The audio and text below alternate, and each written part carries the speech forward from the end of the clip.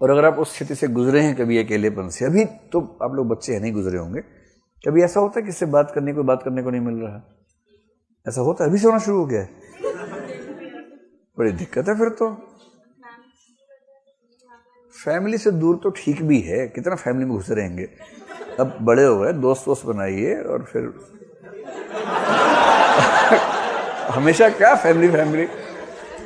अब फैमिली में रहने का नहीं, अब फैमिली बनाने का समय है। तो अब धीरे धीरे उस तरफ सोचिए ना, आप कितना फैमिली में रहेंगे। मम्मी पापा का ठीक है, मिलना जुलना होता रहता है, दोस्त अगर नहीं है तब टेंशन की बात है। तो मैं बचपन में खेलता था गया के साथ गुल्ली डंडा। आप लोगों ने खेला है वाला खेल? अरे इसकी बात ही अलग है, एकदम इसकी बात ही अलग है। गुल्ली है तो छोटी सी, पर उसमें दुनिया भर की खुशियां एक साथ मौजूद हैं, इस कहानी में लिखा हुआ है।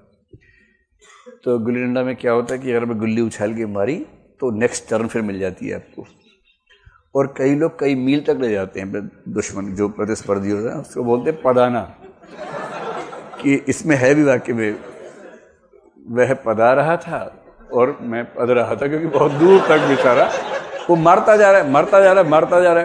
वो अगर आपने खेला नहीं है तो नहीं समझ पाएंगे, खेला है तो समझेंगे। हम तो वही खेल के बड़े हुए हैं, तो अब भी खेल के बड़ी हुई हैं। Very good. कितने लोगों ने खेला आप में से? वाह, बहुत बढ़िया।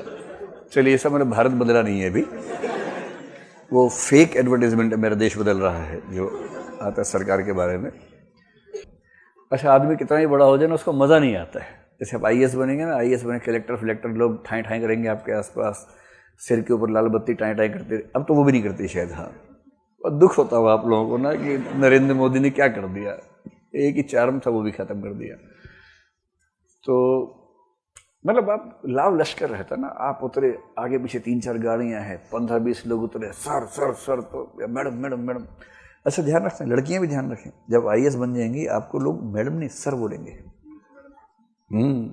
ये खास बात है, क्योंकि ब्यूरोक्रेसी में जो निम्न स्तर पे लोग हैं उनके दिमाग में बात स्थायी रूप से बैठी हुई है कि सर वो नहीं है जो पुरुष है, सर वो है जो ताकतवर है। ये पैट्रियार्की का सबसे भयानक रूप है।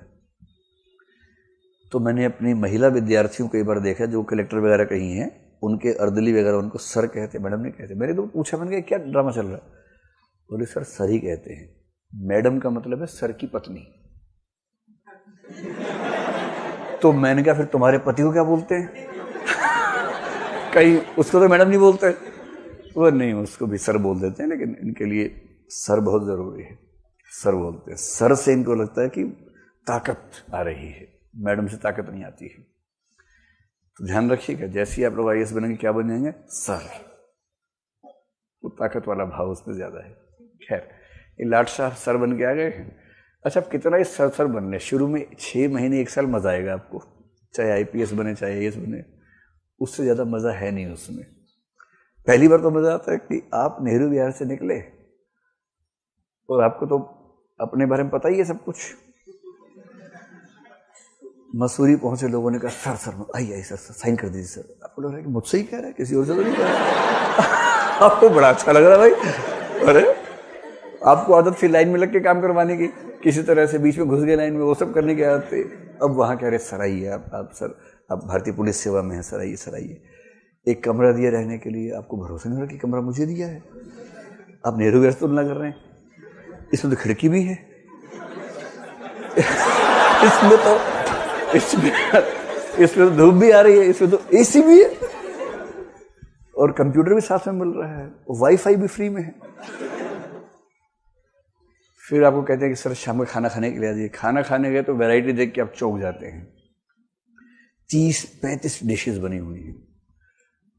और फिर आपने पूछा कितना ले सकते हैं? बोले कोई लिमिट नहीं है सर आप।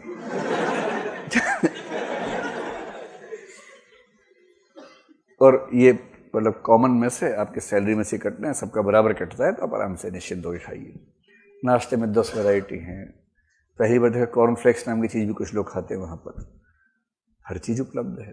तो वहाँ जाके नेहरू विहार वाले बच्चों का पेट खराब होता है ज़रूर 5-6 दिन में, क्यों 3-4 दिन में वो घीसू माधव की तरह खाते हैं।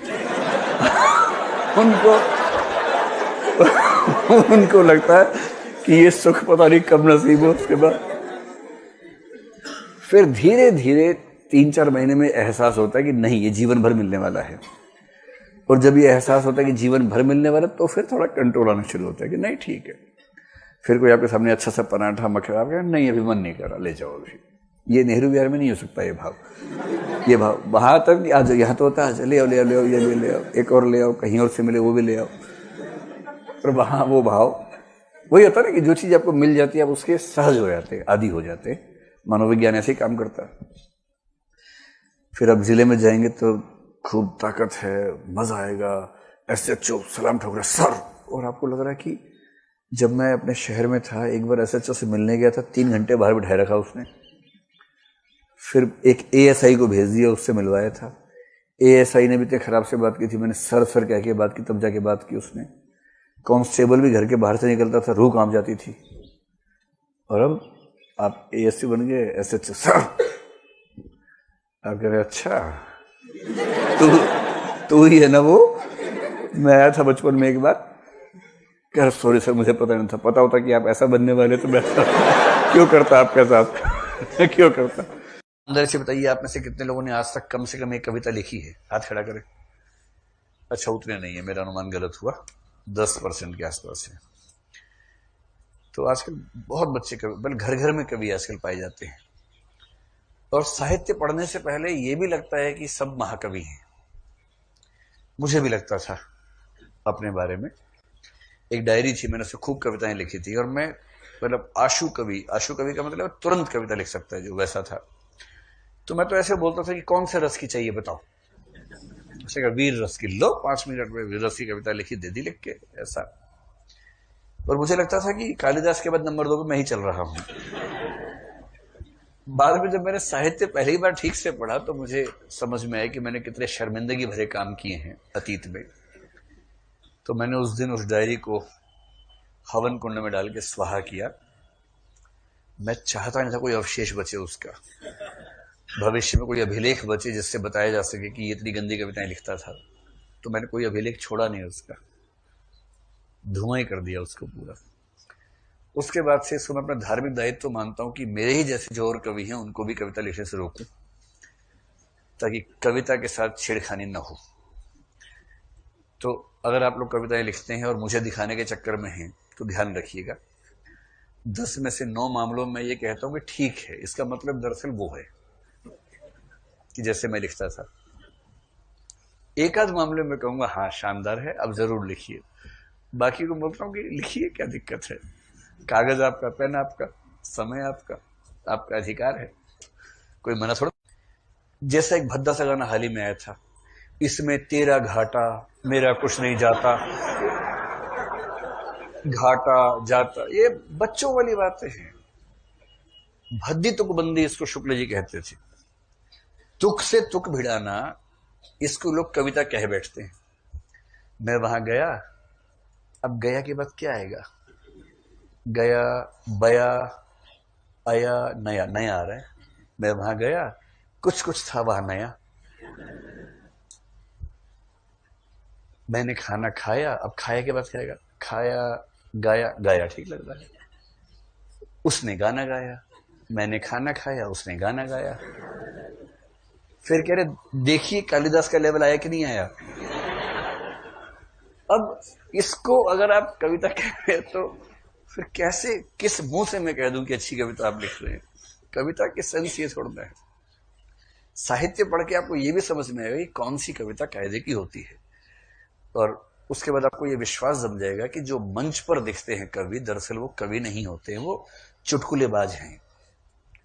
सुरेंद्र शर्मा को अगर कवि मान के कविता सीखना चाह रहे हैं तो पहले ये समझना है कि वो कवि नहीं है।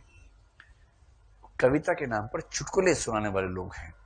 कविता की सेंस तो साहित्य पढ़ के बनती है। मुझे ऐसा ही लगा था अपने समय में, शायद आपको भी लगे। आप क्या कह रहे थे? हाँ हाँ,